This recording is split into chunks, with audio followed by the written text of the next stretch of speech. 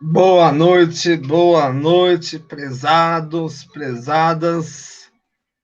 Boa noite. Boa noite, professor. Grande Boa noite, professor. Laucimara, Cleisi, Neuza, João Pereira. Essa turma aqui vale ouro, gente. Boa noite. Gostei da caneca, prof. Boa noite, professor. Pronto. Aqui, ó, Jorge. Boa noite, meu querido. Boa noite. Boa noite, Ana Flávia. Essa turma aqui é fera, hein, gente?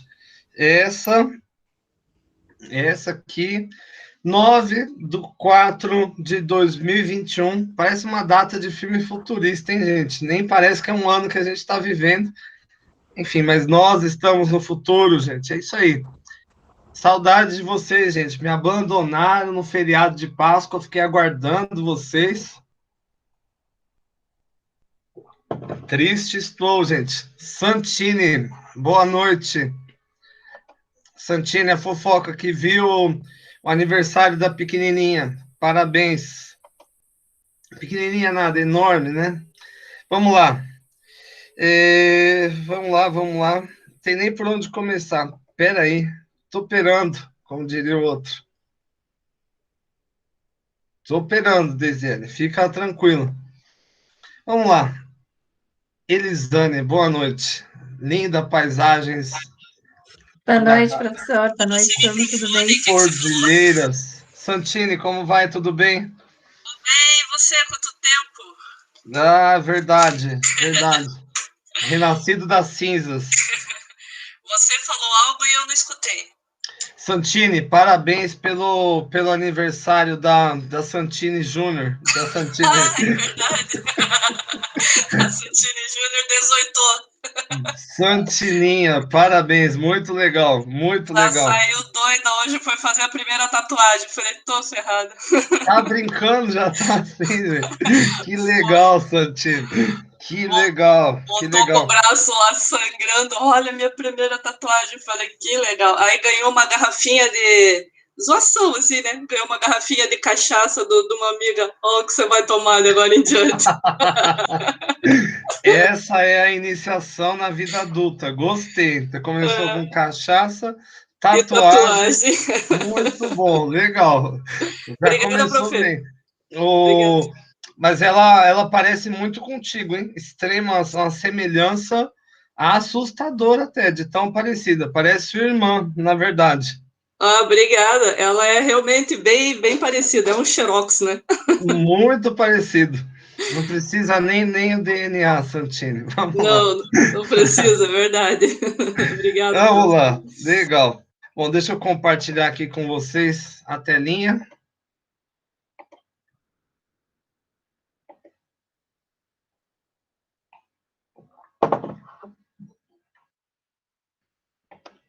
Vem a Zanete, vamos lá. Bom, na aula anterior, vocês fugiram de mim para ficar no feriado, mas na anterior da anterior, nós começamos a introduzir essa ideia de que o nosso aparelho cognitivo e a mente que dela deriva seriam como um composto de vários mecanismos cognitivos diferentes, e cada um pautado na resolução de um problema específico, né? Como nesse caso aqui, né? A lâmina grande serve para talvez cortar algo grande, o saca-rolha serve para sacar rolha, mas percebam que são funções muito específicas, né? Um acaba não se dando bem na outra, e quando nós falamos, né, de cognição humana, nós falamos aqui de mais ou menos 6 milhões de anos de problemas ao qual nossos ancestrais tiveram que passar, sobretudo aqueles que se deram nos últimos 200 anos, né? Além disso, né, nós falamos também sobre a ideia de múltiplas inteligências, né, na ótica de Howard Gardner, e aqui ele vai falar de basicamente um arcabouço de inteligências gerais, né? Uma inteligência existencial, que vai fazer o indivíduo perguntar sobre o eu, uma inteligência lógico-matemática, que vai avaliar, vai habilitar o indivíduo a identificar padrões, uma inteligência musical, uma inteligência naturalista, né, que tem a ver com a percepção do bioma, uma inteligência espacial, uma inteligência intrapessoal, nesse caso, uma compreensão em relação a si mesmo, uma inteligência linguística, uma inteligência corporal sinestésico, ou seja, que as habilidades motoras, etc., etc., e uma inteligência interpessoal, que é a capacidade de se relacionar, um tipo de inteligência específica. E hoje eu vou apresentar um desdobramento pensando apenas nesse escopo aqui, que é a inteligência interpessoal, considerando que em psicologia social o que mais nos interessa é como os indivíduos interagem uns com os outros, pensando naqueles 4 escopos que a gente falou lá no começo do nosso curso. A relação de um indivíduo em relação a um indivíduo em relação a um grupo em relação ao indivíduo e um grupo em relação a um grupo. E, além disso, a gente falou de um outro construto muito interessante, que é o construto de teoria da mente, né, do Simon Baron-Cohen, e que, basicamente, ele vai falar de um conjunto, de um arcabouço que vai unir a detecção de intencionalidade, ou seja, a capacidade de inferir sobre o que alguém quer fazer com você. Alguém está vindo na sua direção para, sei lá, para te agredir, ou para te dar um presente, um detector de direção do olhar, e, por fim, um mecanismo de teoria da mente, que é a capacidade de inferir sobre processos mentais de terceiros. E até a gente aqui falou do teste CELI-IN. CELI-IN. Aliás, esse é um teste muito simples de fazer, qualquer um pode fazer com o próprio filho, em casa, com o amigo do filho. Enfim, e se quiserem, eu posso explicar. Opa, vamos soltar aqui quem que chegou. Ariadne Pereira. Vem, Ariadne, venha para... Não fuja da aula. Bom, e hoje nós vamos falar de 3 coisas. Primeiro, eu vou apresentar para vocês o que seriam bases comuns da cognição social, que a gente puxou aqui para a aula de hoje. Vamos aqui, ó, em Howard Gardner, esse aqui, ó, inteligência interpessoal, e a gente vai desdobrar esse conceito aqui ao quadrado, né? Então, hoje eu vou apresentar 8 bases comuns da cognição social, ou seja, são 8 coisas que surgiram, né, que se tornaram evidentes em meta-análises, ou seja, são análises da análise, né? Quando se juntou mais de 100 anos de psicologia social e se mirou para a cognição social, a gente conseguiu chegar em 8 bases comuns, e quem fez essa taxonomia foi um professor da Universidade de Brasília, que eu gosto muito, Bartolomeu Trócoli, enfim, que é professor do doutorado deles, né, em Psicologia Social e do Trabalho. Além disso, eu vou apresentar hoje a ideia de cérebro social. O cérebro social, ele seria também igual aquele canivete suíço, dotado de várias especializações, e eu vou mostrar aqui 3, né, cientistas, 3 esquemas teóricos, né, um sugerido por Leila Cosmides e John Tobey, outro sugerido por Satoshi Kanazawa, e outro sugerido pelo professor de vocês, que aqui vos fala, Tiago Pérez. E, por fim, nós faremos uma discussão sobre um dos vários módulos, né, que vão estar involucrados no cérebro social, que é o módulo pautado no reconhecimento facial, no reconhecimento da face, e eu vou apontar uma série de nuances, né, relativas a esse módulo em específico. Bom, vamos lá. O primeiro ponto, então aqui eu vou apresentar primeiro esses 8 pontos aqui, denotados por Bartolomeu Trócoli. Aliás, eu sou um grande fã do trabalho do Bartolomeu Trócoli, e ele é uma pessoa extremamente discreta. Até tentei achar uma foto dele para colocar aqui no slide, mas não tem. Aliás, achei uma assim que ele colocou na internet, é um pedaço do olho aqui com óculos, né? Enfim, então ele ficou sem foto aqui. Bom, mas qual que é a primeira característica que eu gostaria de trazer? Eu não sei se vocês já ouviram falar em preguiça. E a preguiça no ser humano, ela vai ter uma função muito clara, que é poupar recursos, né? Aliás, não apenas os seres humanos eles são preguiçosos, mas também os demais animais. E essa preguiça, ela não se dá apenas no âmbito físico, ela se dá também no âmbito mental. Ou seja, de maneira geral, os indivíduos, as pessoas vão ser avarentos cognitivos. O que é isso? A gente evita até pensar nas nossas atividades. Opa, vamos ver aqui. Keila, venha, Keila. A gente evita até pensar, ou seja, a gente só raciocina dentro daquilo que precisa. Ou seja, aqui um exemplo claro. Se você pode, eu pergunto para vocês, o que será que as pessoas consomem mais? Será que as pessoas consomem mais filmes ou mais livros? Mais filmes ou mais livros? Perceba que a diferença de um filme para um livro é o esforço cognitivo que você tem que fazer. Porque o livro, ele está lá parado, né? Ele não vai te mostrar muita coisa. Basicamente, você tem que, com a sua própria imaginação, não só interpretar as palavras ali, mas imaginar o cenário, o ator, enfim, os diálogos, né? Enquanto que a televisão, ela vai dar um modelo pré-pronto, né?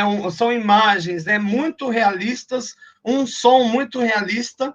Aliás, gente, existe uma série de estudos que vão apontar uma correlação alta entre excesso de televisão e Alzheimer. Por quê? Porque no momento que você está assistindo televisão, o seu cérebro ele entra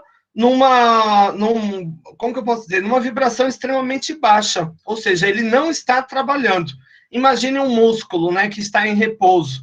É a mesma coisa. Aliás, eu deixo uma dica aqui para vocês, um ensaio mais pautado na filosofia, é um cientista político italiano chamado Giovanni Sartori, que tem um livro chamado Homo Videns.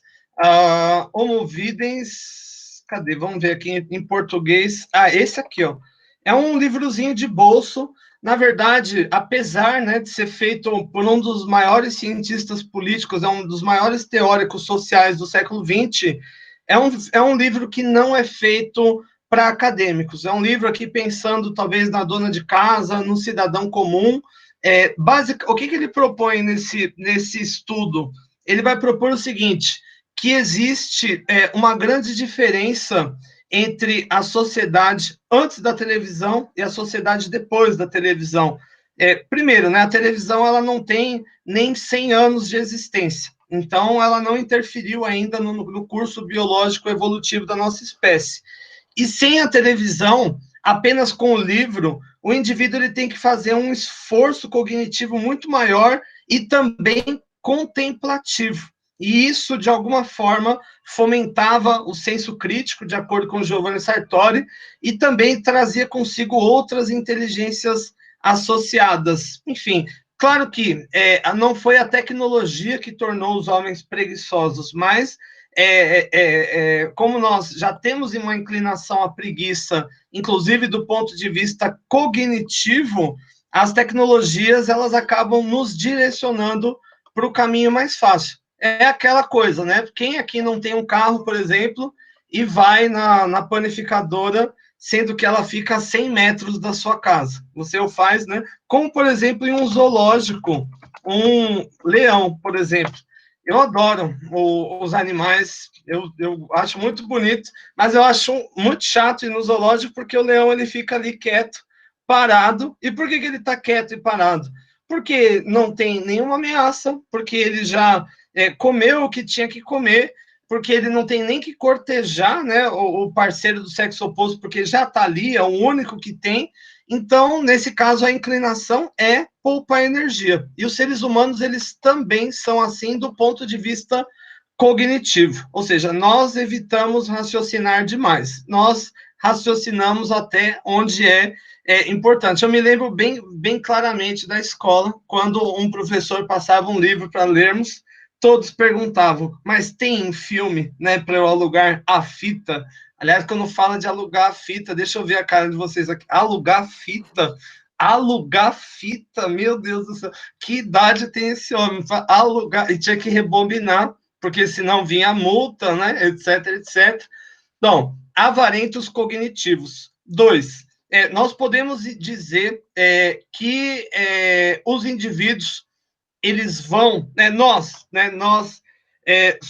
temos orientações voltadas para processos, ou seja, em todas as nossas ações, em tudo que nós fazemos no nosso dia, seja almoçar, seja passear, seja contemplar o meio ambiente, seja conversar com as outras pessoas, nós estamos absorvendo informações através dos nossos mecanismos perceptivos, que são a visão, a audição, o olfato, o paladar, o tato, e nós armazenamos esses construtos, mas com o intuito de recuperar essa memória depois, e usar depois. E um ponto importante, nós somos expostos a muita informação, muita, como, por exemplo, no trânsito, quantos carros... Aqui, se eu mostrar essa imagem para vocês, e, enfim, e depois já trocar e pergunto, qual que era o terceiro carro, não tem como lembrar, os carros aqui eles se tornam homogêneos. Agora, tem um critério que poderia fazer você lembrar mais fácil, que seria a emoção que ele te causa, como, por exemplo, um desse aqui, ó. Um carro cor-de-rosa. Imagina que todos nós estamos lá no Santa Quitéria, no estacionamento, e tem esse carro parado. Desse vocês vão lembrar, porque esse traz emoção, a gente pode dizer que a emoção, ela é a catraca de memória da mente. Ela vai, de alguma forma, separar aquilo que deve ser armazenado por médio e longo prazo para ser recrutado depois, daquilo que não deve ser separado. Um exemplo clássico são os atentados das Torres Gêmeas. Atentados das Torres Gêmeas. Eu posso perguntar para vocês o que vocês almoçaram na segunda-feira, e é muito provável que quase ninguém da turma saiba dizer o que almoçou na segunda-feira, mas se eu perguntar aonde vocês estavam no momento em que ocorreu o atentado contra o World Trade Center, creio que a maioria vai se lembrar. Eu já escutei muitos relatos de, por exemplo, eu estava vendo Pokémon, era o que estava passando na Globo, parou como aquele tananana. Eu lembro, eu estava almoçando em um bar, o bar do Seu Zé. Aliás, era um cara que me sacaneava, ficava me chamando de Amapola, que era um personagem que tinha de uma novela da época, mas o fato o almoço, que você comeu ontem, na segunda-feira, não foi tão emocionante ao ponto de você lembrar, mas esse evento foi. E esse evento, ele foi pela circunstância, Foi um atentado sem precedente, ninguém nunca tinha visto uma coisa assim.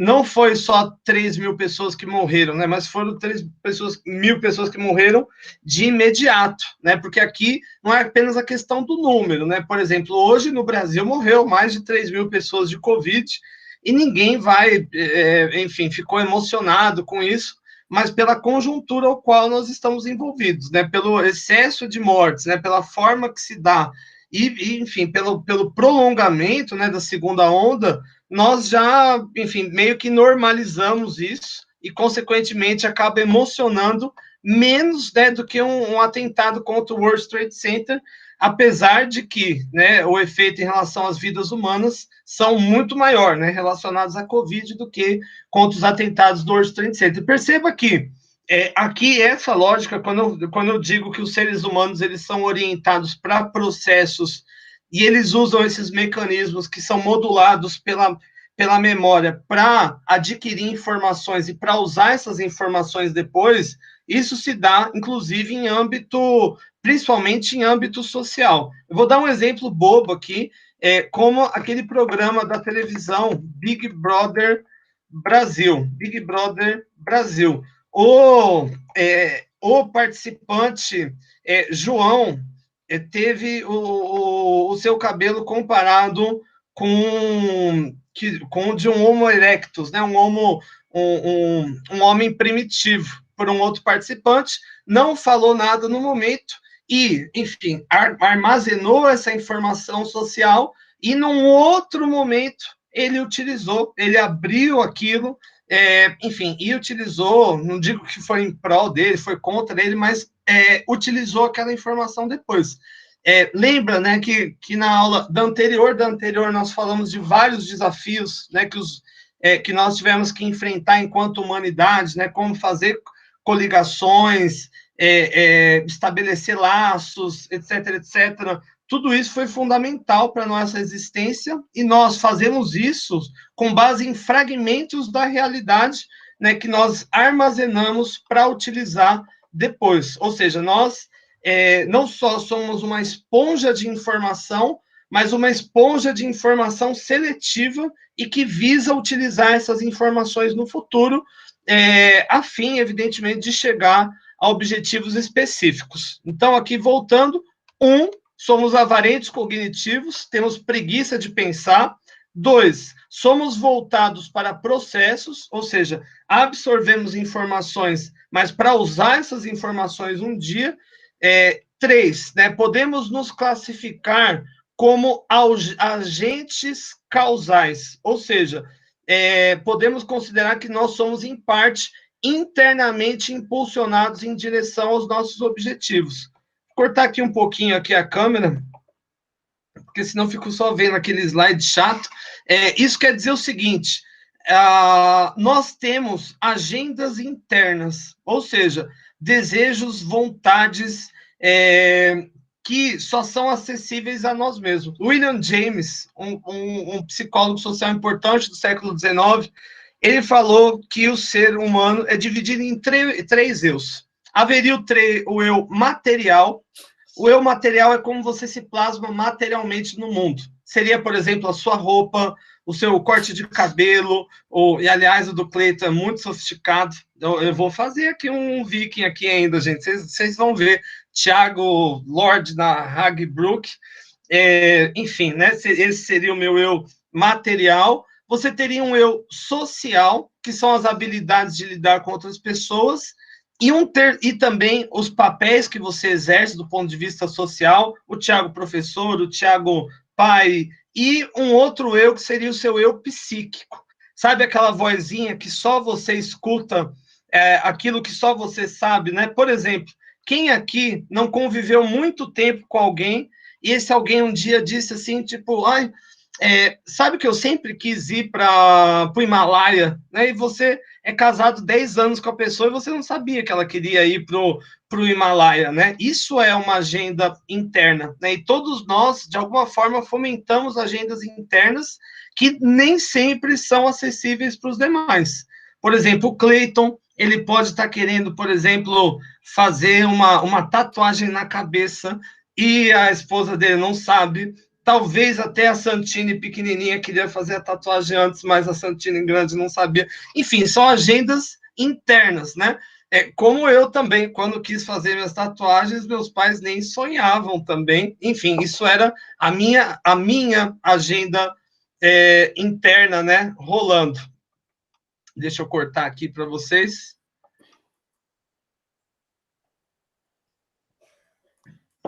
Eu já acabo Amor de Mãe, hein, gente? Aliás, tem uma surpresa hoje no slide aqui. Já vou mostrar, gente. 9h25 a aula tem que acabar, senão não dá tempo de ver o final. Não, eu vou agilizar hoje. Deixa comigo. Domênico não vai ficar na mão, se depender da gente. Vamos lá. Bom, um outro ponto importante, gente. Existe um efeito constante quando você observa a outra pessoa, que é a pessoa retornar à observação e isso afetar o observador. Explico. Eu vou explicar falando de uma situação. Deixa eu voltar aqui para mim. Um tempo atrás, gente, eu estava naquela Comendador Franco, sabem qual que é a avenida que eles chamam de Avenida das Torres, voltando do aeroporto. Tem 4 faixas. Eu aqui no meu carro popular, tipo aquele Elba, sabe? Aquele mais velhinho e tal. E, enfim, 4 fichas assim para lá, pá. Tinha um cara, gente, assim, no carro, com um cabelo azul, assim, mas era um azul que eu nunca tinha visto daquela cor, assim, intenso mesmo, assim, parecia mas dava para ver que era o cabelo dele, e meio verde e tal, e eu fiquei brisando naquilo, assim, enfim, trânsito parado, né, eu fiquei ali olhando, de repente, gente, ele virou assim e mirou no meu olho, assim, ó, certinho.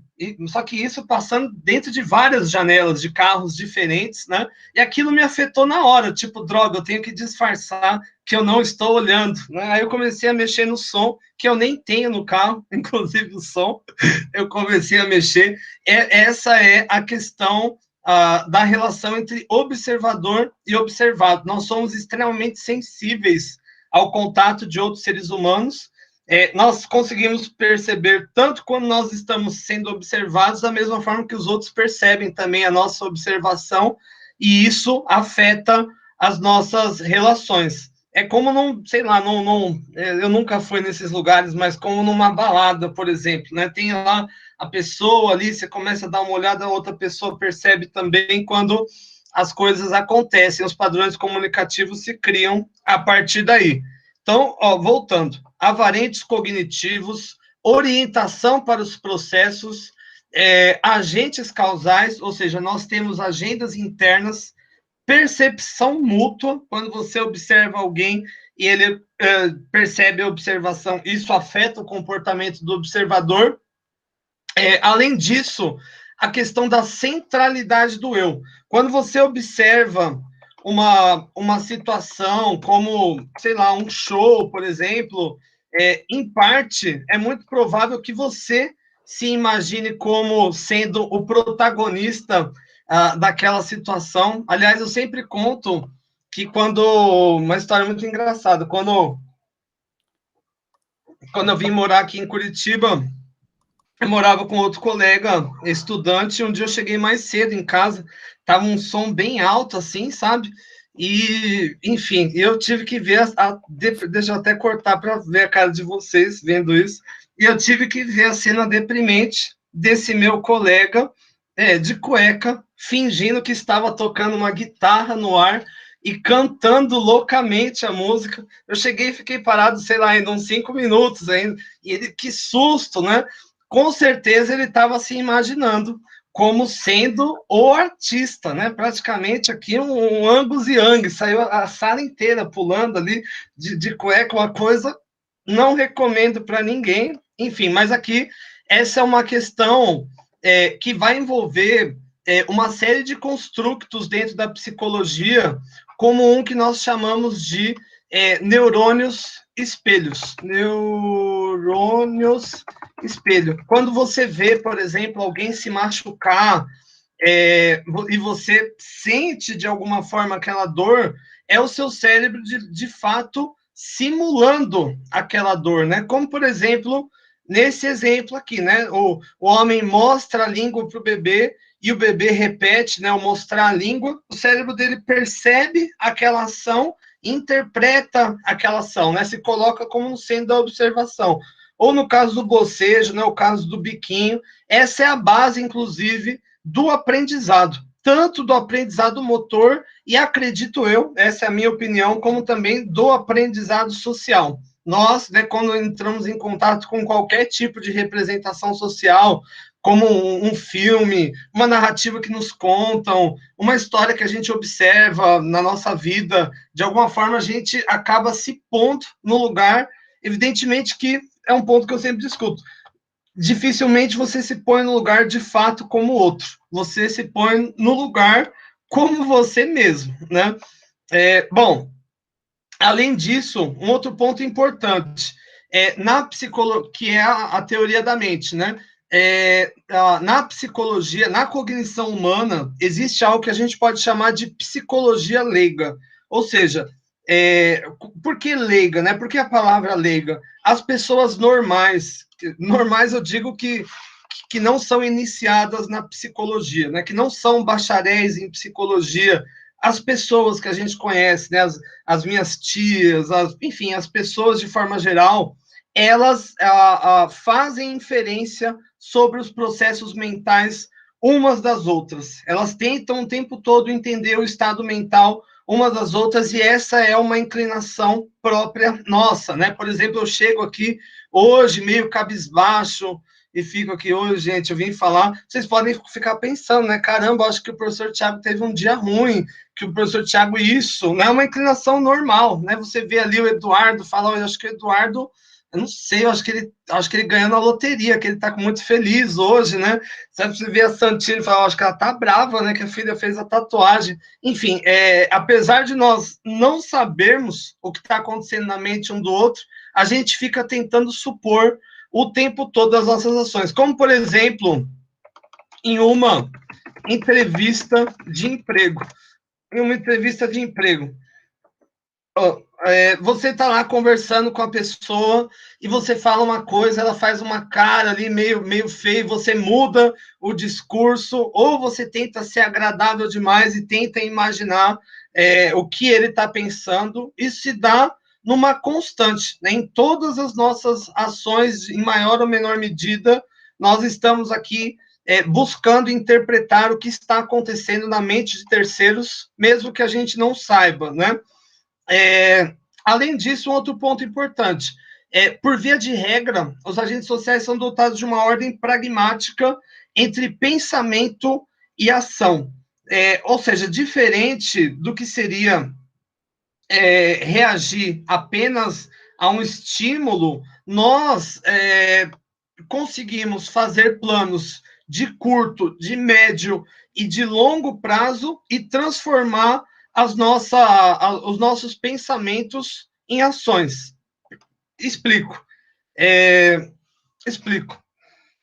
Para vocês estarem aqui nessa live hoje, vocês tiveram que pensar um dia, eu quero fazer psicologia. Não é verdade? Fizeram, né? É tão óbvio, né, falar isso, mas o mais interessante disso é que toda escolha, ela parte também de uma renúncia. Quantas outras opções você não teve que excluir da sua vida para você estudar psicologia? Eu digo não apenas de cursos, mas de outras coisas que você poderia fazer, inclusive com a grana, né? Considerando que o investimento não é só de tempo, não é só cognitivo, é de dinheiro também. E isso, em parte, deriva das nossas agendas internas, do nosso poder de recolher informações, comparar informações, e do nosso livre-arbítrio que disso deriva, né? Será que um pássaro pensa, né? Fala, hoje eu vou fazer um caminho diferente aqui para chegar à minha comédia? Acho que sim também. Deixa eu voltar aqui. Bom que a Santini já perdoou a filha, tá com a cara muito boa, já perdoou. Tem que perdoar, Santini, faz parte, é uma iniciação.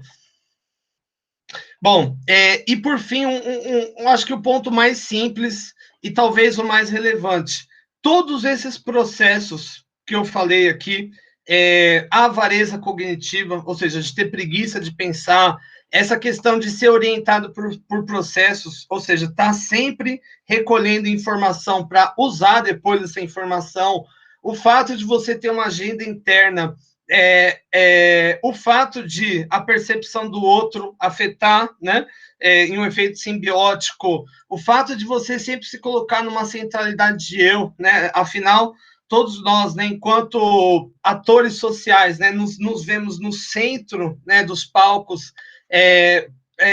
O fato de nós termos uma psicologia leiga, ou seja, que é uma capacidade intuitiva de conseguir inferir sobre estados mentais de terceiros, né, o fato de o seu pensamento guardar uma relação com a ação, se dá em um modus operandi onde a maior parte dos processos é automático, em revelia de processos reflexivos. Na aula anterior, quando eu fui elucidar, né, o conceito de mente, em parte, uma das lógicas que se tem é que a maior parte dos processos são inconscientes, 90% dos processos, né, como, por exemplo, a origem das crenças, a criatividade, as emoções, os hábitos, os vícios, a imaginação, a intuição, mesmo a memória de longo prazo, enquanto apenas a menor parte dos processos vão ser conscientes. Ou seja, quando você está dirigindo um carro, por exemplo, você tem que tomar uma série de decisões, né?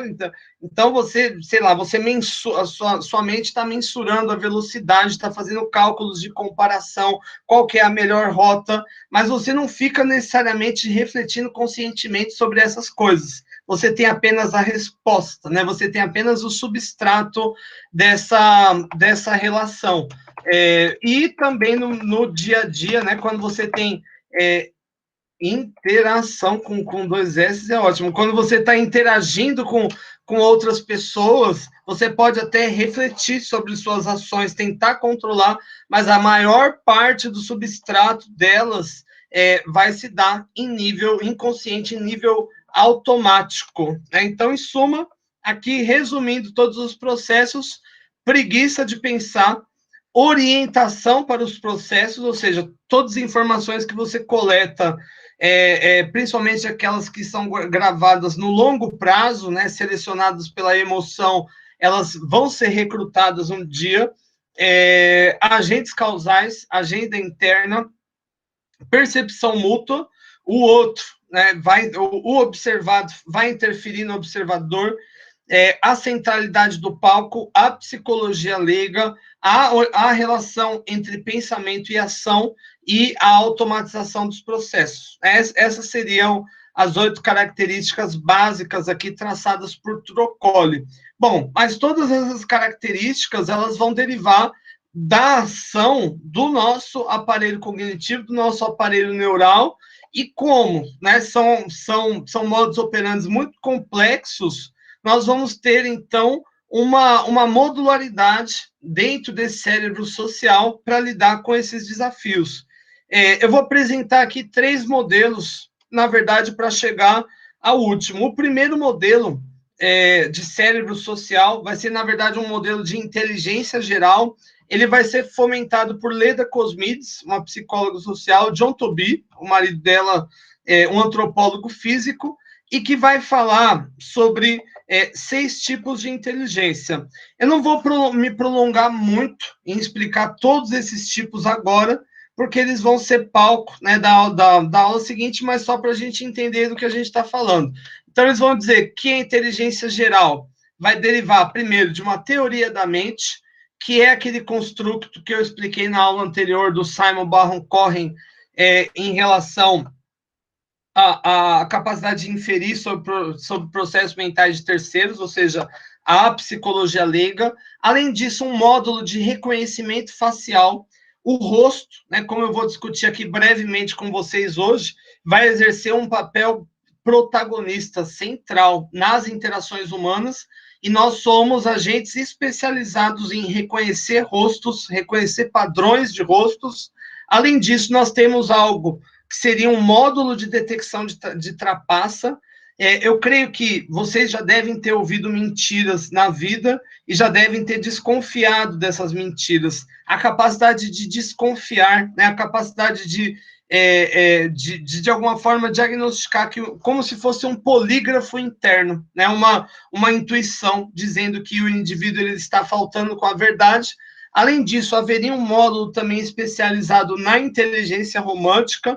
Como nós falamos há algumas aulas, os seres humanos, né, durante 6 milhões de anos, 200 mil anos, né, nós teríamos como espécie, né, Homo sapiens sapiens, mas nós tivemos que lidar com desafios como adquirir, né, parceiros e reter parceiros, né, e substratos emocionais, como, por exemplo, ciúmes, que é engatilhado sempre que existe uma ameaça, né, seja ela sexual ou emocional em relação ao seu parceiro e ativado, derivaria desse sistema, né? Esse sistema, a gente vai conversar bastante dele nas próximas aulas, vai envolver, né, segundo alguns cientistas como Geoffrey Miller, as nossas capacidades artísticas. Geoffrey Miller vai argumentar que capacidades artísticas como o canto vai servir, a princípio, no contexto onde isso surge, como uma forma de cortejo, né? Assim como por exemplo, entre os rouxinóis. Além disso, nós teríamos um mecanismo de aquisição de linguagem, aquisição de fala, porque, afinal, a Steven Pinker, por exemplo, vai falar que a linguagem ela é um instinto, ou seja, você precisa de exposição de um lado, a outros seres falantes.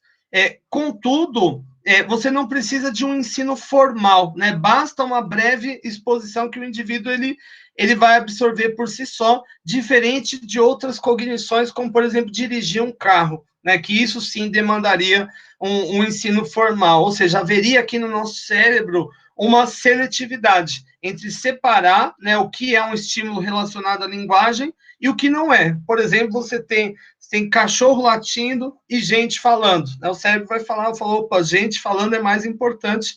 E as palavras, os fonemas, a relação com os construtos ao qual ele deriva vão se formando aqui.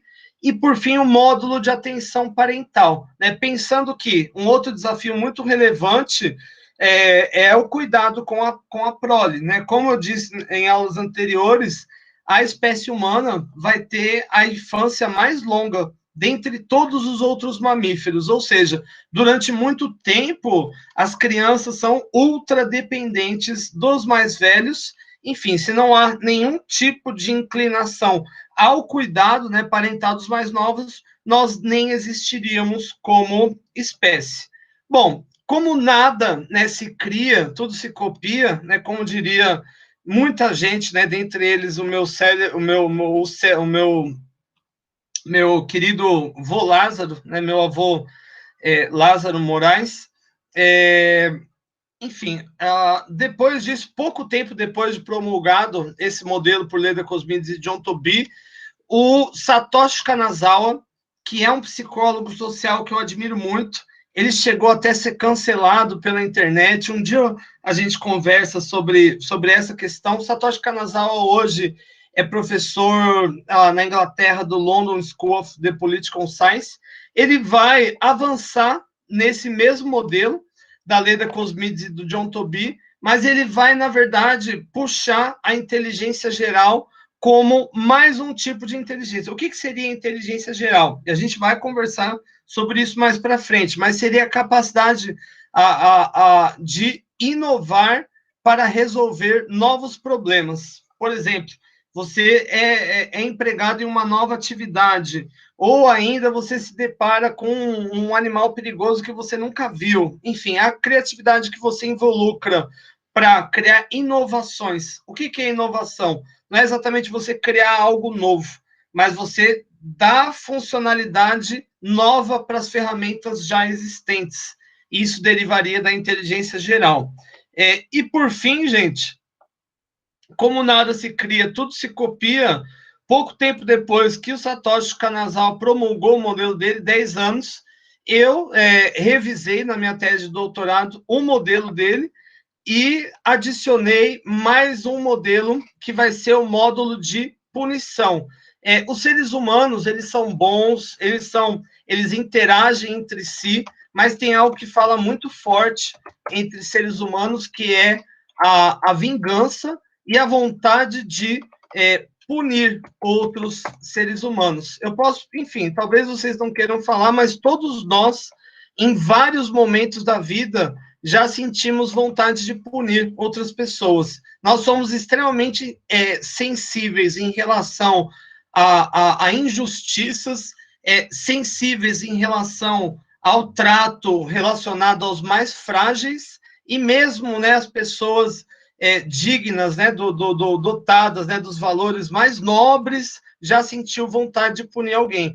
E essa vontade de punir, ela meio que é universal entre os seres humanos. Todas as sociedades que se conhecem têm métodos institucionalizados para punir as pessoas. Aliás, esse modelo, né, eu propus para estudar na época, que é, enfim, algo que eu estudo até hoje também, que é a pena de morte. Né? Os seres humanos, eles criaram diversas formas de matar uns aos outros, as formas mais criativas. Só para vocês terem uma ideia, só a Igreja Católica na Idade Média inventou mais de 1000 métodos diferentes de tortura que levavam à morte. Em parte, né, esse excesso de métodos, né, mostra uma inclinação em punir. Aliás, em Jezebel, próximo de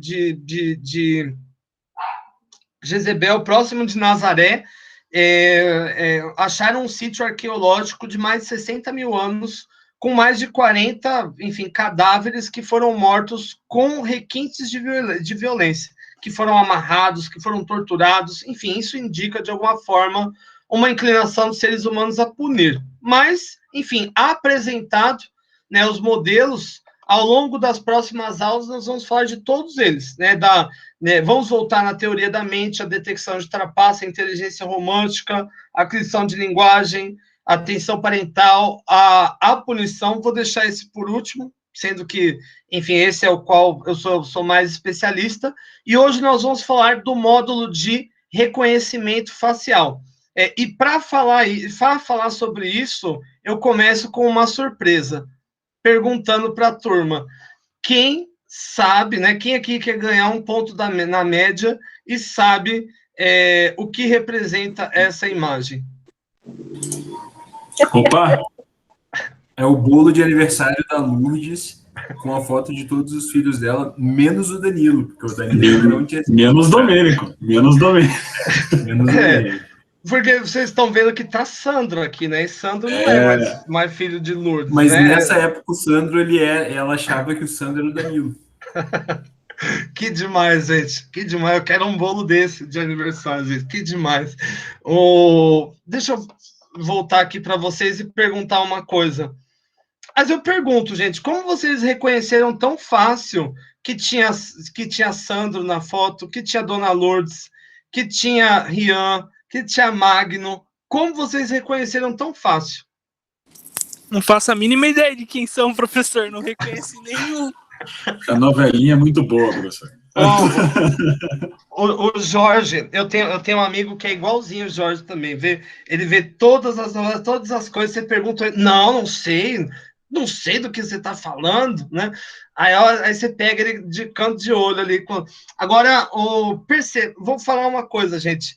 Se ao invés de ser ao rosto de Dona Lourdes, o rosto de Magno, o rosto de Rian, o rosto de Camila, fosse a mão, se fosse a mão de cada um deles, ou se fosse o pé de cada um deles, se fosse a barriga de cada um deles, ou o joelho de cada um deles, ia dar para identificar? Não, né? Por mais que nós sejamos aqui sofisticados, a mão do professor Tiago tem uma tatuagem, a da Santini tem um anel que ela está usando, a da Elisane tem uma unha que ela fez diferente. Nós somos ultra especializados em reconhecer rostos de outras pessoas. Nada, aliás, chama tanta atenção da nossa percepção, do nosso cérebro, do que um outro rosto humano. Eu pergunto, gente, qual é a rede social mais acessada do planeta? Ou o Facebook ou o Instagram. Facebook e depois o Instagram. Facebook, qual que é a tradução literal de Facebook? O livro do rosto. Por que não é o handbook, o footbook, o joelho book, né? Essa é a questão, né? Nós temos, ao meu ver, enfim, essa não é uma questão ainda consensual, mas a razão que levou os seres humanos a serem tão bons em reconhecer rostos foi o fato de nós nos tornarmos bípedes e andarmos de maneira ereta, né? A primeira coisa que você consegue identificar na altura de um rosto é um outro rosto. Enfim, mas essa é a minha opinião, não há ainda um consenso sobre isso. Então, vou fazer 6 apontamentos em relação à percepção dos rostos. Então, primeiro, o reconhecimento do rosto, ele é um pináculo das nossas interações. É através do reconhecimento dos rostos que nós sabemos quem são nossos iguais, né? Não confundimos Danilo com Domênico, ao contrário, identificamos quem nós queremos. Um ponto importante, os rostos, todos os rostos, eles vão ter a mesma aparência básica, ou seja, uma boca, um nariz, 2 olhos, sobrancelha, orelha, ou seja, nós conseguimos identificar os diferentes rostos através de desvios muito sutis, né, que vão relacionar a configuração do rosto, né? Se ele é mais simétrico, se ele é menos simétrico, e o reconhecimento eficiente, ele vai envolver a integração de informações sobre o rosto. E é um tipo de percepção que vai relacionar mais de uma área do cérebro diferente. Aliás, é por essa razão que os nossos documentos, todos, eles trazem a impressão digital, né, que é uma característica individual, mas que só é reconhecido em um exame especializado. Ninguém apenas com o olhar consegue identificar, né? Não, esse é o professor Tiago. Mas o rosto, ele é indubitável, né? Todos os nossos documentos trabalham com essa característica. Um outro ponto, além de nós usarmos o rosto, né, para reconhecermos uns aos outros, né, ou seja, para atuarmos dentro daquilo que o Trocoli falou, de um agente aqui orientado no processo. Você colhe informação sobre quem é o rosto para fazer inferências em relação àquela pessoa, para se aproximar ou não daquela pessoa. Um outro ponto é a questão da expressão emocional. Os seres humanos vão expressar todos os seus estados mentais por via de expressões faciais. Ou seja, nós podemos dizer que a arquitetura do rosto, né, muscular, ela foi toda desenvolvida para fazer diferentes expressões a fim de sinalizar estados mentais, como, por exemplo, exibir os dentes, né, assim, gritando, franzir a testa, levantar a sobrancelha, fechar os olhos, né? Um ponto importante, as expressões humanas, elas são consideradas construtos não apenas culturais, mas sim construtos universais, ou seja, as mesmas expressões, elas são reconhecidas como relacionadas às mesmas emoções em diferentes culturas, como, por exemplo, o nojo, a surpresa, a tristeza, a raiva, a felicidade, o medo, todas essas emoções e outras também, né, sub-emoções, também vão ser representadas pelo rosto. Na minha opinião, essa é a minha opinião, não há também ainda um consenso na literatura sobre isso, nós evoluímos tanto para demonstrar expressões faciais, como também para saber reconhecer expressões faciais, e isso provavelmente se deu em um momento onde a linguagem humana, a linguagem falada, ainda não havia se desenvolvido. Ou seja, nesse cenário, onde a linguagem ainda não havia se desenvolvido, a expressão facial era o principal, ao meu ver, modulador de linguagem, modulador de comunicação. Enfim, e as expressões, elas são universais. Um ponto importante, mesmo cegos, por exemplo, pessoas que nasceram cegas, que nunca, né, viram uma expressão, elas vão reproduzir os mesmos estados emocionais relativos à expressão. Então, se ele está contente, ele sorri, se ele está triste, ele chora, ele faz uma cara triste. Isso não é ensinado, né? Isso advém da nossa, seria algo inato, né? Um outro exemplo interessante é que em ressonância magnética, aquela 4D, é possível ver os bebês fazendo todas as expressões fundamentais ainda no útero. A cara de dor, uma cara de surpresa, uma cara de sono, uma cara de felicidade. Ou seja, as expressões, nós somos, né, tanto adaptados para reconhecer expressões, como também para fazer as expressões. Além disso, um outro ponto importante, a orientação pelos olhos, né, que foi algo que a gente até denotou na aula anterior, na fala do Simon Baron-Cohen.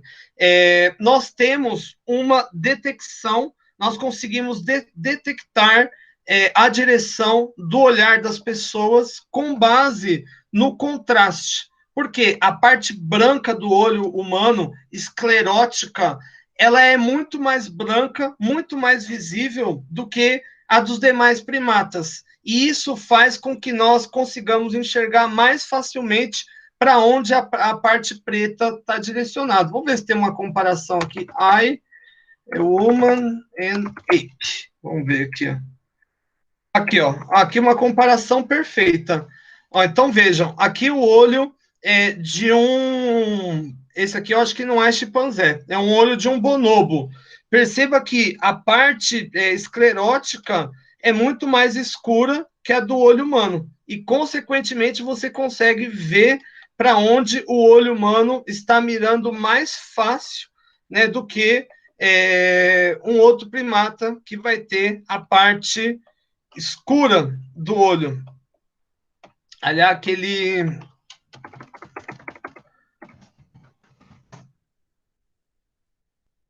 Ou seja, fica mais fácil, né, com a parte branca do olho, a parte preta fica mais evidente e, consequentemente, fica mais fácil entender para onde os indivíduos estão olhando, inclusive se ele está olhando para nós.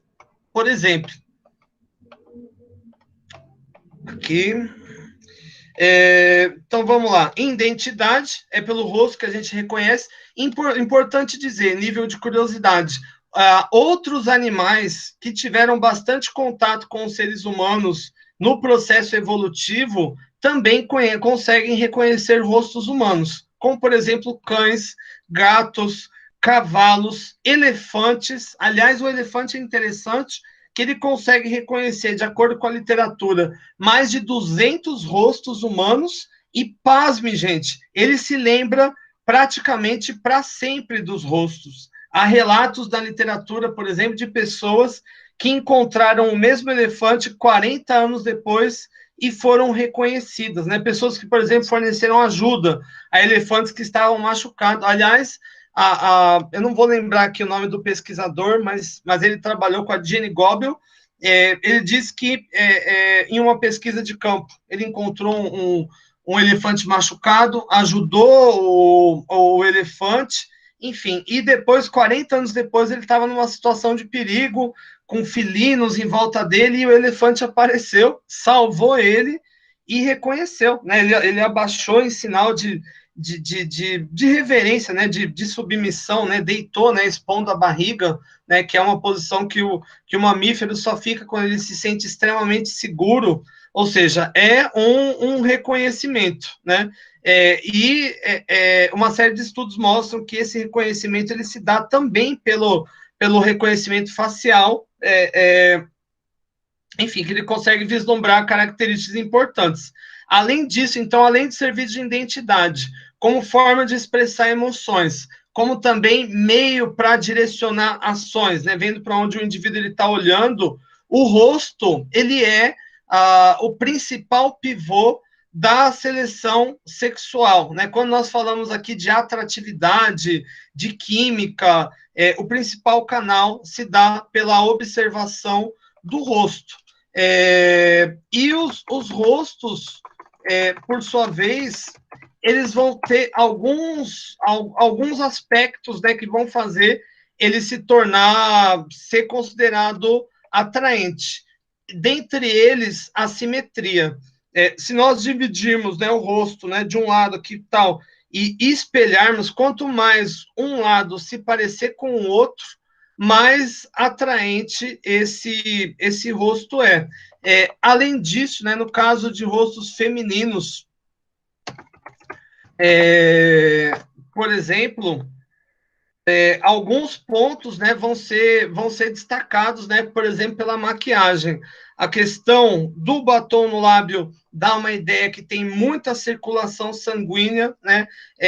O blush na bochecha também, igualmente, o que indica que a pessoa não só não está desnutrida, mas talvez esteja em período fértil. Além disso, a sobrancelha, o cílio e o cabelo vão indicar um alto grau de hidratação, né? Porque se a pessoa fica mais de 3 dias sem beber água, é a primeira coisa que acaba se esvaindo, né? Os cílios caem, a sobrancelha se torna quebradiça e o cabelo também se torna muito mais áspero, né? E também ele vai perdendo volume, ele cai, né? Além disso, esse lápis preto no olho, ele dá a impressão de que o branco do olho é mais branco do que ele é de fato, né? Indicando que a pessoa não está doente, né? Não está com malária, cachumba, com cirrose, enfim, doenças que geralmente acabam atrapalhando a cor da esclerótica, né? Então, a questão da simetria é um fator importante e esses indicadores de aptidão, né? Mesmo em rostos masculinos, a questão, por exemplo, da barba é considerado um indicador de aptidão, porque a barba não ajuda o indivíduo em absolutamente nada, né, relacionado aos desafios, né, evolutivos, mas ela vai servir como um papel de handicap, né, assim como uma juba de leão, por exemplo, não vai ter uma função específica, né, que não no âmbito da seleção sexual. Então, aqui retomando, serve como fator de identidade, como veículo de expressão emocional, como canal, né, de orientação para os olhos, ou seja, para direcionar ações, para você ver o que os indivíduos estão fazendo. Tanto é que no futebol, em muitos esportes, por exemplo, boa parte até das comunicações se dão apenas por sutis, né, movimentações dos olhos, seleção sexual. E o terceiro ponto, esse é o quarto ponto, quinto ponto, que eu acho muito interessante, é a questão da detecção dos rostos pelos recém-nascidos. Isso ainda não é consensual na literatura, mas o fato existem evidências que nas primeiras horas de vida, a criança, mesmo sem enxergar, já consiga reconhecer o rosto da mãe e aconteça aqui algo como um priming, né? Como o Conrad Lorenz fez com os patinhos, ou seja, uma espécie de uma paixão. Depois disso, até mais ou menos os 5 ou 6 anos, a criança ela vai ter um padrão preferencial em relação ao rosto da mãe. Por exemplo, se você coloca, isso já foi feito com o bebê, você coloca o bebê na ressonância magnética, vai mostrando vários rostos, o cérebro do bebê vai reagir muito mais ao rosto da mãe. E lembrando, gente, antes das crianças conseguirem enxergar direito, a gente está falando aqui de vultos, né, etc, etc. Então, vai se dar um padrão, né? Aliás, né, boa parte aqui dos obstetras, né, mais contemporâneos, mais voltados à humanização do parto, eles falam de algo chamado golden hour, né, posterior ao parto, da mãe, né, ficar com o bebê ali sujinho, mesmo do jeito que está, naturalzinho, para a criança observar bastante o rosto da mãe, sentir o corpo da mãe, sentir o calor, os batimentos, enfim, né, pensando aqui que está rolando uma alta carga de ocitocina, né, tanto da mãe quanto na criança, é um processo, inclusive, aqui, objetivo e subjetivo para ambos se apaixonarem entre si, enfim, e, ao meu ver, aqui o rosto, ele exerce uma influência indubitável nesse processo, né? E, por fim, para a gente finalizar, enfim, eu não sou professor de neurociência, mas eu pontuo aqui, assim como vão pontuar com todos os outros módulos, que é possível identificar a relação entre o módulo de detecção facial, né, tal qual eu proponho, com áreas específicas do cérebro, né, sendo elas, vou abrir cada uma delas para ver um pouquinho mais fácil, mas no caso da amígdala, vamos ver a amígdala aqui, parece o olho de Horus, sabe aquele dos egípcios? A amígdala, ela vai ser a principal responsável por reconhecer as expressões relacionadas a medo, a infelicidade, a insatisfação, da mesma forma que o córtex orbifrontal vai conseguir reconhecer as expressões de raiva. Como se sabe isso, né? Tá, mas que área que está relacionado? Você põe o cara na ressonância magnética, põe a foto da pessoa com a expressão e você vê aonde está reagindo, né? Quando é uma expressão de medo, infelicidade, insatisfação, a amígdala. Né? Agora, quando é uma expressão de raiva, o córtex cadê o córtex orbifrontal? O córtex orbifrontal vai ser acionado. E, por fim, né, quando é uma interação com os olhos, aí entra aqui o suco, aqui, ó, suco central, né? Você tem o giro pré-central, o giro pós-central, e aqui vai ativar, nesse caso, o sulco central, ele é fortemente ativado quando nós falamos de interação com os olhos. Então, aqui, pensando aqui nessas 3 áreas e 3 habilidades. Amígdala, principalmente expressões de medo e infelicidade, córtex orbifrontal, expressões de raiva, e o sulco central, a questão dos olhos. Então, em suma, gente, só resumindo tudinho que a gente viu hoje, antes da gente ir lá ver a dona Lourdes, eu trouxe aqui as características básicas da cognição social, de acordo com o Bartolomeu Trocoli.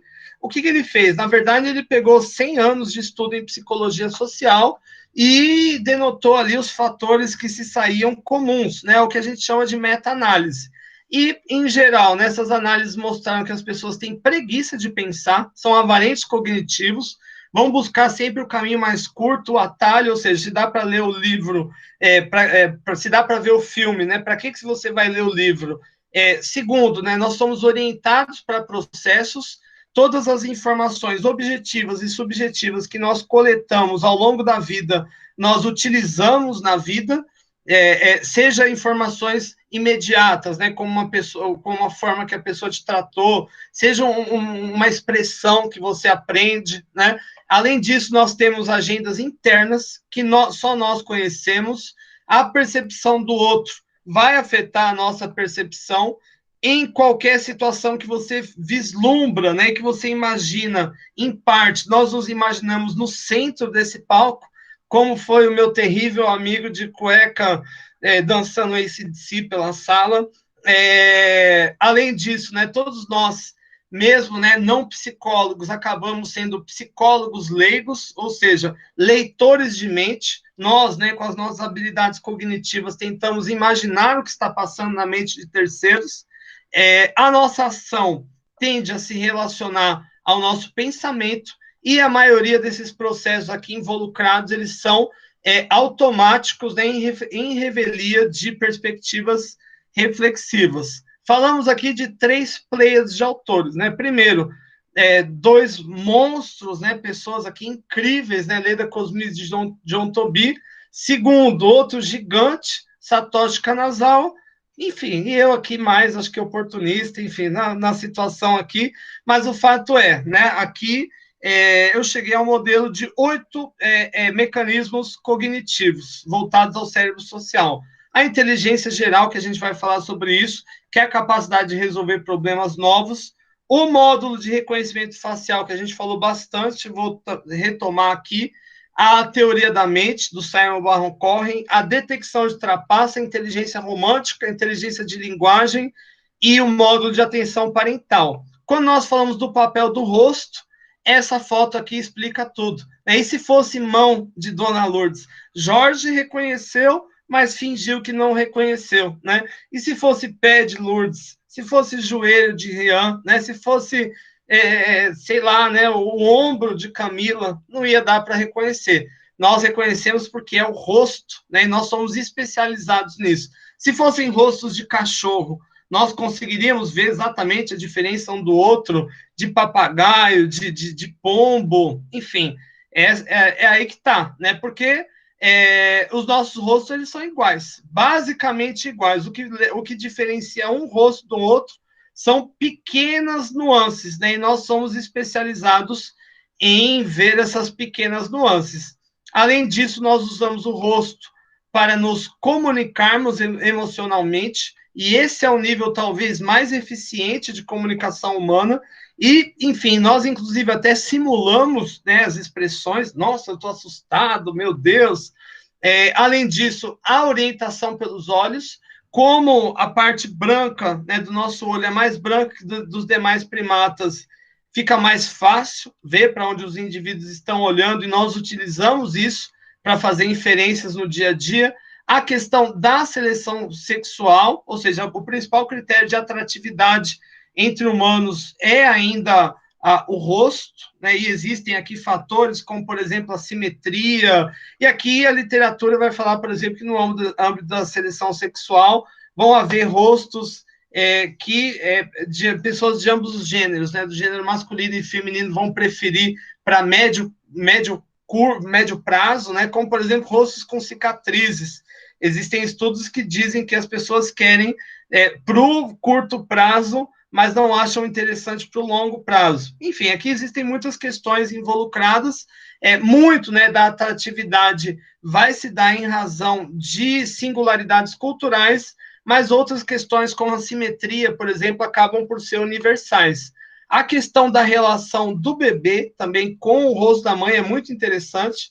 Desde os primeiros dias, né, ele estabelece um padrão de preferência em relação ao rosto da mãe. Como eu disse aqui, né, no começo da aula, toda escolha parte de uma renúncia, ele parte a renunciar também os outros rostos. Ele se mostra meio que insensível aos outros rostos, mas o da mãe não. Enfim.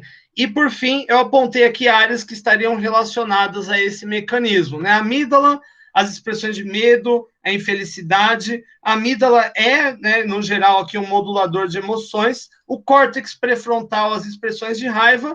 E o sulco, né, central vai se relacionar à questão da direção dos olhos.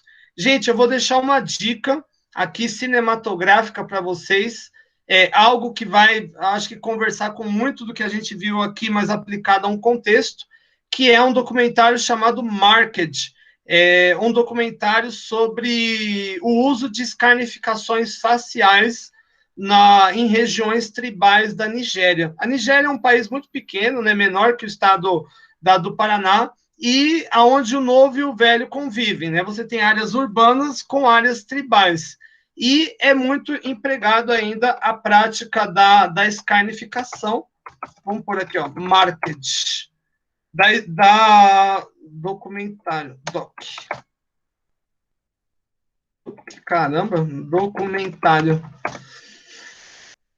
Pronto, né? É muito empregado, né, o âmbito das escarnificações faciais. Algumas delas, por exemplo, são feitas no indivíduo ainda bebê, outras feitas no indivíduo ao longo da vida e outras feitas na fase adulta. Nesse cenário, né, em específico, a escarnificação social ela é uma forma de identificação do grupo.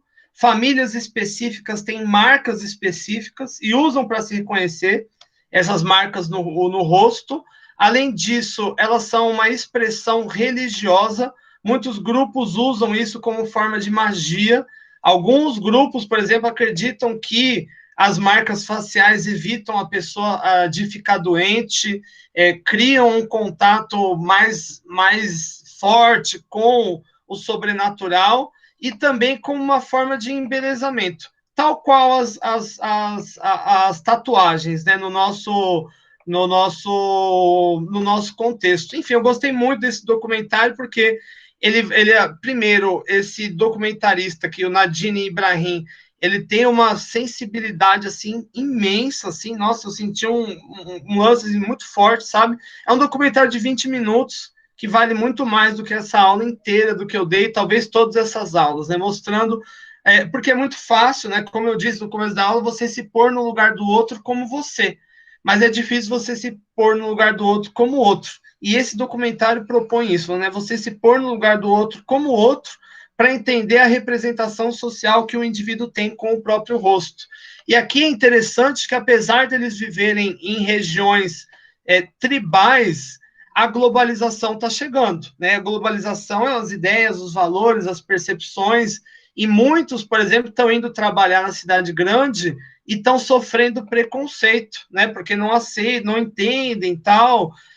Inclusive, algumas tribos, os velhos estão chateados, dizendo que as pessoas mais novas não querem fazer as marcas faciais, porque elas, enfim, porque o pessoal preconceito, né, fora dali e tal, e eles têm medo, né, dessa tradição morrer, enfim, isso é muito interessante, e eu acho que abre várias reflexões, né, sobre até o momento, né, que nós estamos vivendo, né, por que, por exemplo, existe ou não existe aqui insatisfação com o uso da máscara, né, porque é no rosto, né? Eu acho que isso a gente tem que deixar bem claro, né? Se a máscara fosse na mão, de usar como uma luva, se a máscara fosse no pé, se a máscara fosse uma cueca, um sutiã, ou enfim, algo que você usasse em outra parte que não do rosto, será que as pessoas iam se incomodar dessa forma, né? Claro que aqui vale uma discussão muito grande, né? Eu já falei muito sobre isso, como Byung-Chul Han traz várias discussões sobre essa questão do uso de máscara, né, e o sentimento de pertencimento ao grupo, mas, aliás, hoje de manhã eu vi uma interessante, de uma aluna ter essa mesma aula, ela disse, professor, mas eu percebo que aqui em Curitiba muitas pessoas gostam da máscara, né, não só pela proteção, talvez, né, pensando aqui, que ela torne a pessoa talvez mais discreta, ou dê a impressão à pessoa de que ela está escondendo as emoções, mas o fato é, a nossa capacidade, a nossa adaptação cognitiva para perceber rostos é tão grande, que eu consigo, né? Eu vejo amigos, por exemplo, que estão de máscara, de boné, de óculos, e eu consigo identificar que é o cara, né? Por apenas pequenos fragmentos do rosto do cara. Até um professor de vocês, eu achei esses dias no mercado, ele estava com máscara, com óculos, com uma boina, eu consegui, fulano, né? Consegui ver ele. Em suma, gente, deixa eu cortar aqui para vocês um pouco.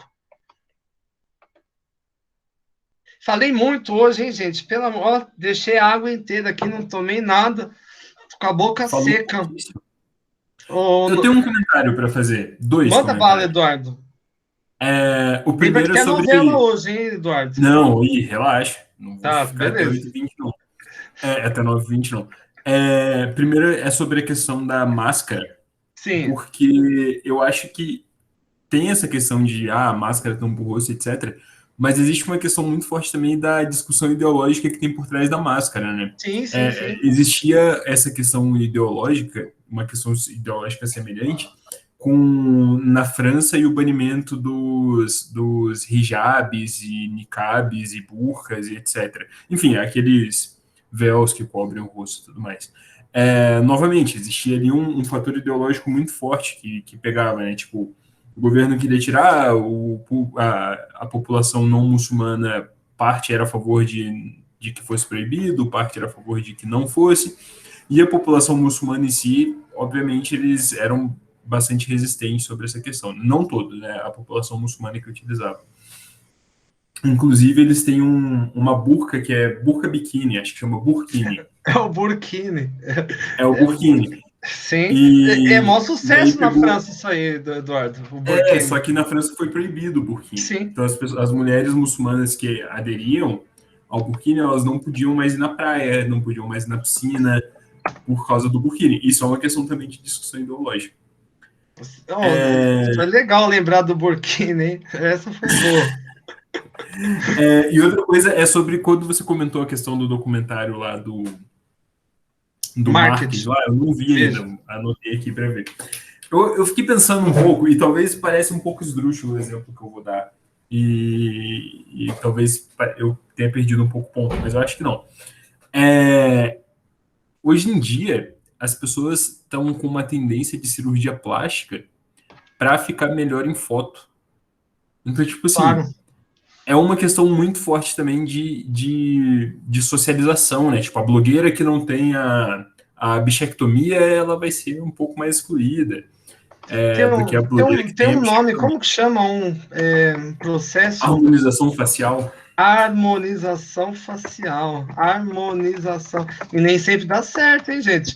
A harmonização facial, ela parte de uma lógica bem evolutiva, que é tornar o rosto mais simétrico. Então, ele vai ver assim, aqui do professor Thiago tem uma cicatriz aqui, tem que cobrir, porque já está cortando aqui a simetria, vai tornando mais simétrico, mas nem sempre dá certo. Nem sempre dá certo, hein? Mas é porque a harmonização facial ela tem uma pegada muito forte da selfie. da pessoa fica bonita na foto. Então você pode ver que, o que acontece. A harmonização facial que as pessoas fazem na maioria, a maior parte dos procedimentos, ele adiciona coisa, ela adiciona volume. Então aumenta o nariz para deixar ele mais simétrico, aumenta o queixo, aumenta a bochecha, aumenta a testa, às vezes. Pessoalmente, a pessoa acaba ficando com um rosto maior e desproporcional, às vezes, até o corpo. Mas na foto, ela tá com um rosto bonitinho e simétrico que tá no padrão. É incrível, é incrível. Não, foi muito bem sacado isso, é incrível. É o efeito da tecnologia, com certeza. Assim, vários estudos já mostram, né, que o uso do Instagram afeta a percepção em relação ao próprio corpo, ao próprio rosto, e que pessoas que fazem edições nas próprias fotos, elas são mais inclinadas a buscarem esses procedimentos estéticos. Isso é muito interessante. Tem uma pesquisa que saiu um tempo atrás que o número de meninas de 11 a 13 anos que buscam o suicídio aumentou muito mais. Claro. Não, claro, né? A insatisfação com o corpo ela vai se relacionar fortemente. E aqui é o excesso de influência. E aqui eu trago, inclusive, a questão, como eu falei no caso aqui do documentário, da globalização. Como a informação ela vai chegando em vários lugares, os padrões que são dominantes em outros lugares também chegam. Lá na Nigéria, os jovens já não querem mais as marcas faciais, porque os artistas de Hollywood não têm. E na Coreia do Sul, por exemplo, vocês sabem qual é o procedimento estético mais feito? Vocês sabem? E na Coreia do Norte é ilegal, mas é o mais feito também. Custa $15, inclusive, na Coreia do Norte.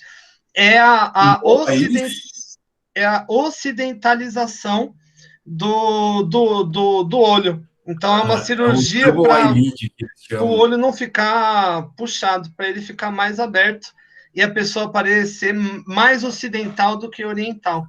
Isso é muito interessante. O olho ocidental, o olho asiático, não de todos, né, mas de uma maioria, ele não tem essa dobrinha, sabe? Sim. Que a gente tem. E daí eles fazem uma cirurgia para criar essa dobrinha. E eles têm uma cirurgia na Coreia que chama V-line surgery, que eles quebram o queixo, é uma cirurgia muito popular. Eles quebram o queixo da pessoa e junta. Cimenta, assim. É bizarro. A Santini lembrou do Ken Humano. Esse era bom, hein, gente? Meu Deus, tem uma... Eu recebi uma música aqui um tempo do Ken Humano, que ele falava na música que não era para exagerar na cirurgia plástica. Mas perceba que o rosto... ele exerce um papel muito interessante. Tanto a própria composição do rosto vai conversar com fatores subjetivos e objetivos. Como, por exemplo, o Michael Jackson. Vocês se lembram dele, gente? O Michael Jackson, acho que o maior gênio da música contemporânea. Ele relatou, né, em algumas entrevistas, que ele tinha uma relação muito hostil com o pai dele, que o pai dele tratava ele mal, que o pai dele ofendia o nariz dele, falava até da cor dele, e ao que parece ele tentou, ao longo de toda a vida, se tornar o mais antagônico possível a todas as críticas do pai. Tanto é que o nariz, inclusive, foi uma das partes, né, que ele mais fez procedimentos, etc, etc. Enfim, eu acho muito interessante o valor que nós damos ao rosto, e o quanto o rosto ele influencia e é influenciado, né, na nossa geração. Tanto é que enfim, eu gosto muito desse tema, né, punição, mas uma das punições mais usadas no passado, como, por exemplo, contra mulheres adúlteras, era a mutilação do nariz. Então, se cortava o nariz, enfim, porque a mulher, dessa forma, ela não só não era mais atraente, quanto ela ficava estigmatizada. Todo mundo sabia que a razão era o adultério, então ela não conseguia mais constituir, enfim, mutilação em relação à orelha. Aliás, uma outra coisa interessante também, em Roma, uma das punições mais pesadas que tinham era a condenação ao esquecimento, porque as pessoas elas queriam ser lembradas para sempre. Então, por exemplo, o Clayton, condenado ao esquecimento. Então, todas as estátuas do Clayton iam ter o nariz quebrado. Eles iam lá e quebravam o nariz e apagavam o nome. Aliás, em Roma, o que mais tem é estátua sem nariz, gente. Um monte de gente foi condenado ao esquecimento. E, de novo, o próprio esquecimento, a imagem, né, simbólica da representação, é afetar o rosto, né? Então, Santini, tem também mutilação genital. Aliás, é um fato aqui que vai envolver direitos humanos. Mais de 2 milhões de meninas por ano passam por mutilação genital. Não sei se vocês sabem do que se trata, mas é um estrago, né? Não vou explicar muito aqui, que eu não sou um especialista. Não é feito... Mas a circuncisão feminina, que eles chamam, ela não é para ser uma punição, né? Não. A ideia não é para ser percebido como uma punição. Não, ao contrário. Seria aqui para aflorar os melhores atributos da mulher, nesse caso, a fidelidade. Então, como não haveria prazer e sim dor nas relações sexuais, isso de alguma forma é encarado como um escudo contra a infidelidade. Evidentemente que nós estamos falando de alguns cenários aqui muito diferentes, né, do nosso, mas com motivações que talvez sejam também compreendidas no nosso contexto. Enfim, que doideira, gente. Eu gosto sempre de lecionar para vocês. É sempre muito divertido. Eu aprendo muito com vocês. A hora que terminar de gravar aqui, eu vou falar que vocês são a turma predileta. Não pode falar agora que está gravando, né? Senão isso pode gerar ciúmes em outra turma. Mas eu tenho certeza absoluta que dessa turma vão sair grandes talentos, grandes psicólogos, pessoas que vão influenciar significativamente, positivamente a vida de outras pessoas. E isso é tanto, né, fruto, eu acho, de uma inclinação, como também da dedicação. Eduardo, a palavra é toda sua. Eduardo está parecido com o Domênico um pouco, não? Idêntico. Nossa, meu sonho.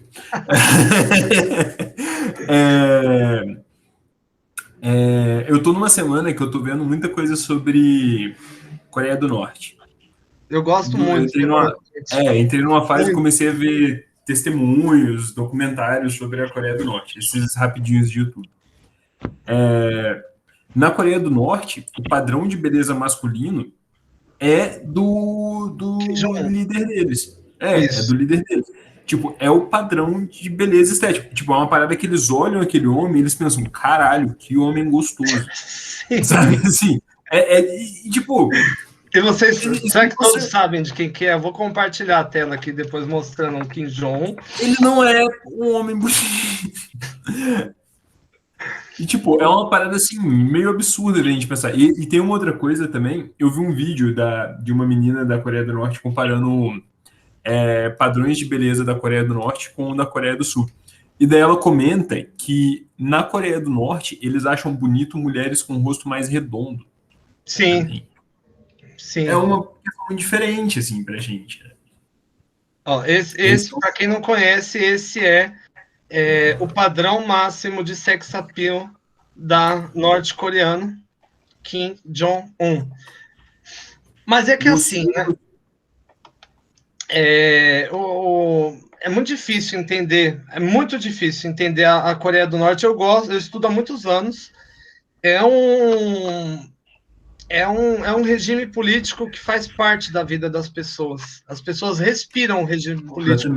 Não tem imprensa livre, não tem internet livre, tudo é o partido. E o Kim Jong, ele não é encarado como uma pessoa, ele é encarado como uma divindade na Terra, como um semideus. Então, por isso... Mas, cara, é o que os egípcios tinham, o que os reis europeus... A gente poder experienciar à distância, né, ver acontecendo na atualidade o que há 5 séculos atrás acontecia em vários países, sabe? Tipo, no Egito, para 2, 3 milênios, às vezes. Então, assim, não, 2, 3 milênios também não.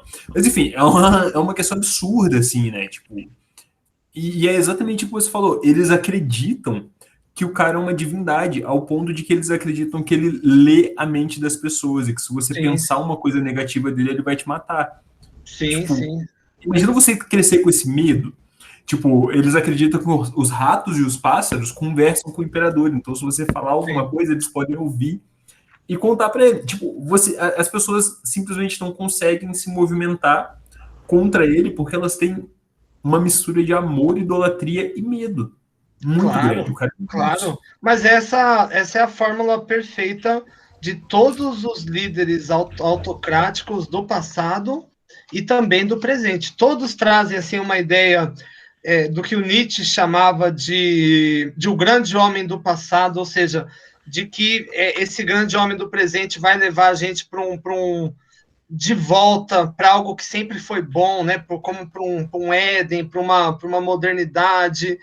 E um culto ao líder, né, de maneira geral, mesmo em países democráticos, como, por exemplo, não é um país democrático, mas a Rússia, por exemplo, o culto que se faz à imagem de Vladimir Putin, o Kremlin, por exemplo, tem várias imagens do Putin domando leões com a mão, né, do Putin levantando pedras.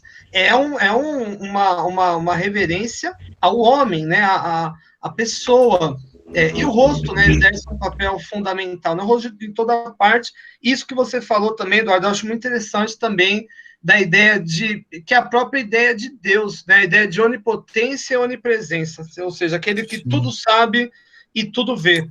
Na Coreia do Norte, essa figura é muito representada pelo partido e pelo próprio Kim Jong-un. As pessoas encaram mesmo como se estivessem comungando, sabe, com aquilo, né? Como se elas fizessem parte mesmo, como se eles fossem apenas um único organismo vivo. Eu acho muito interessante.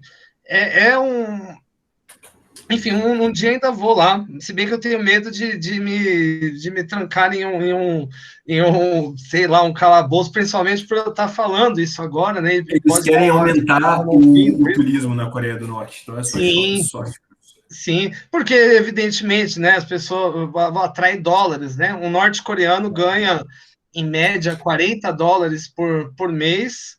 Nós gastaríamos lá $40, eu acho que por dia lá, né? Um salário de coreano lá por dia. Sim. Evidentemente, é muito interessante, né? Atrair pessoas. E, pasme, né, gente? É a única nação no planeta que ainda faz testes nucleares. E faz, tipo, toda hora, né? Aliás, Donald Trump, ele fez um ato muito simbólico, né? Ele foi para lá 3 vezes, e ele foi para lá. É um tipo de negociação que tem que ver com a cultura oriental. Para você negociar com uma empresa oriental, com uma pessoa oriental, você tem que ir várias vezes à casa da pessoa. Isso é um sinal de submissão. E só depois que essa pessoa está convencida, ela vem até você. Tanto é que no último encontro, Trump falou: eu quero você lá na Casa Branca. E Kim Jong respondeu: você terá que vir algumas vezes aqui antes disso. Sensacional, gente, sensacional, enfim, né? Enfim, é muito interessante esses seus interesses, Eduardo. Cada vez mais eu me vejo aqui como um Eduardo Monteiro. Será que o meu pai não andou lá por como que chama? Niterói, Eduardo? Que você... Eu sou de uma cidade que chama Volta Redonda. Onde tem a usina, né? A usina de Volta Redonda, ela foi feita por Getúlio Vargas, com tecnologia e recurso, né, dado por Roosevelt. Na verdade, o Brasil aceitou entrar na guerra e a gente ganhou uma usina, e a cidade de Volta Redonda é a usina, né, o Eduardo? Mais ou menos. Atualmente nem tanto, mas antigamente sim. A cidade a cidade foi construída ao redor da usina, basicamente. Tipo, tem muitas casas americanas e tal lá, tipo, naquele modelo de jardinzão na frente, uma casa atrás e tal. É bem comum de ver ainda. Mas é uma cidade histórica do Brasil, se você para pensar. Sim, ainda vou conhecer ainda conhecerei. Se vê que a pandemia não deixa eu conhecer absolutamente nada, né? Bandas K-pop. Alguém falou para mim esses dias que os sul-coreanos das bandas K-pop são como se fosse... esqueci o nome. Perdeu toda a graça a minha piada agora. João Pereira. Então, professor, boa noite para o pessoal. Agora, Como vai, João? Duas coisas que eu queria falar. Uma sobre as máscaras, né? Que, na verdade, eles estão falando de harmonização facial, e as máscaras fizeram a harmonização forçada, né? Porque todos as máscaras parecem igual. E algumas pessoas se sentem mais seguras até para falar com a máscara. Isso eu percebi até no meu trabalho, né? Eu Porque concordo. algumas que não estão contentes com a fisionomia do nariz, da boca, que eles escondem, né? É uma plástica natural, né? Eles sentem mais seguros para falar, eu percebi isso. Né?